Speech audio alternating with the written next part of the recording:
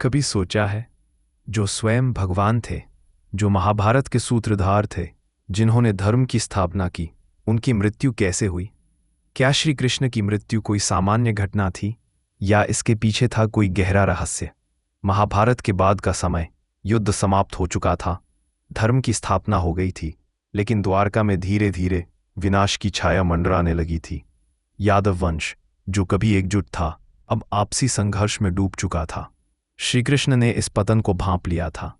उन्होंने ऋषियों के श्राप को स्वीकार किया और अपने ही वंश के नाश की लीला रच डाली। वाह, यादवों की आपसी लड़ाई, ऋषियों का श्राप, मूसल का जन्म, ये सब घटित हो रहा था। अंतिम यात्रा की शुरुआत होने का समय आ चुका था।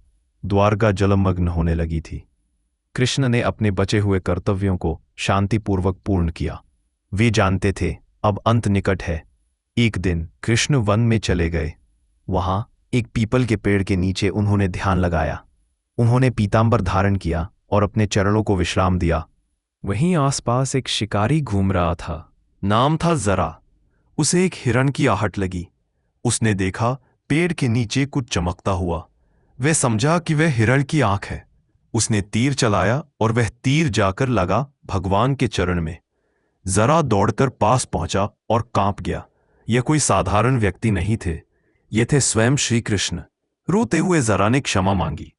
कृष्ण ने शांत मुस्कान के साथ कहा, जरा, तू वही बाली है जिसे मैंने रामावतार में छिपकर मारा था। यह वही कर्म है जो आज लौटकर आया है। चिंता मत कर। यह सुनकर जरा फूट फूट कर रो पड़ा, लेकिन कृष्ण शांत थे, क्योंकि उनका कार्य समाप्त हो चुका था। कृष्ण की मृत्यु कोई हार नहीं थी, यह लीला थी, एक ईश्वर का अपनी यात्रा पूर्ण करना। द्वारका जल में समा गई। यादव वंश समाप्त हुआ, लेकिन कृष्ण की गीता, उनका ज्ञान, उनका धर्म अमर हो गया। एक ऐसा अंत जो वास्तव में एक नई शुरुआत थी, क्योंकि ईश्वर न तो जन्म लेते हैं और न ही मरते हैं, वे तो बस लीला करते हैं।